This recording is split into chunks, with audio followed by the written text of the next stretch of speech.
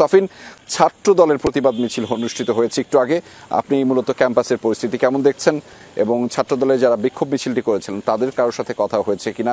একই সাথে জানতে চাই, আপনি জানেন যে জাহাঙ্গীরনগর বিশ্ববিদ্যালয়ের প্রত্যেকটি হল মূলত এখানে আবাসিক হলেই শিক্ষার্থীরা অবস্থান করেন, সেই শিক্ষার্থীদের সাথে কোনো ধরনের কথা হয়েছে কিনা যে এতগুলো প্যানেল ভোট বর্জন করেছে এবং এখন পর্যন্ত ভোট গণনা শুরু হয়নি, তারা কোনো ধরনের প্রতিক্রিয়া দিয়েছে কিনা?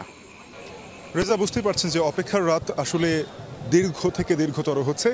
ভোট গণনার যে প্রক্রিয়া সেটি শুরু হচ্ছে সিনেট হলে, যেটি পুরাতন রেজিস্টার ভবনে সিনেট হল।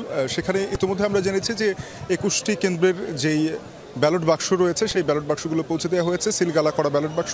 এই ব্যালট বাক্সগুলো খুলে সেখানে যারা ভোট গণনা করবেন সেই প্রক্রিয়াটি বা প্রস্তুতিটি এই মুহূর্তে চলছে। তবে এখনও পর্যন্ত ভোট গণনা আনুষ্ঠানিকভাবে শুরু করার বিষয়টি নিশ্চিত করা হয়নি, যদিও গণমাধ্যম কর্মীদের সিনেট হলে প্রবেশাধিকার রয়েছে।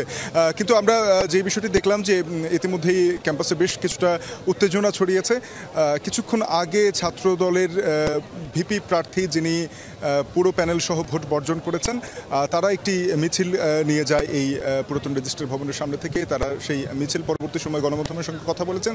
সেখানে তারা ভোট বর্জনের কারণে বেশ কিছু কারণ উল্লেখ করেছেন। তার মধ্যে অন্যতম হলো যে বিভিন্ন হলে, ফজিলতুন্নেসা হল, ছাত্রদের যেই 21 নং হল রয়েছে, এর পাশাপাশি তাজউদ্দিন হল, এই হলগুলোতে তারা মূলত যেটি দাবি করেছেন যে সেখানে মব তৈরি করে তাদেরকে একটি পক্ষকে সুবিধা দেয় এবং বেশ কিছু প্রার্থীকে আসলে সেখান থেকে বাইরে রাখার চেষ্টা করা হয়েছিল।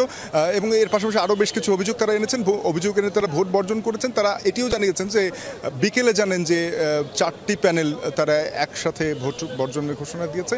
সেই প্যানেলগুলোর সাথে তারা আসলে যোগাযোগ করবেন এবং একটি যুগপৎ আন্দোলনের কথা তারা বলছেন। তারা বলছেন যে নির্বাচন কমিশন পুনর্গঠন করে আবারও নির্বাচন দিতে হবে, এমন একটি দাবি তারা তুলেছেন।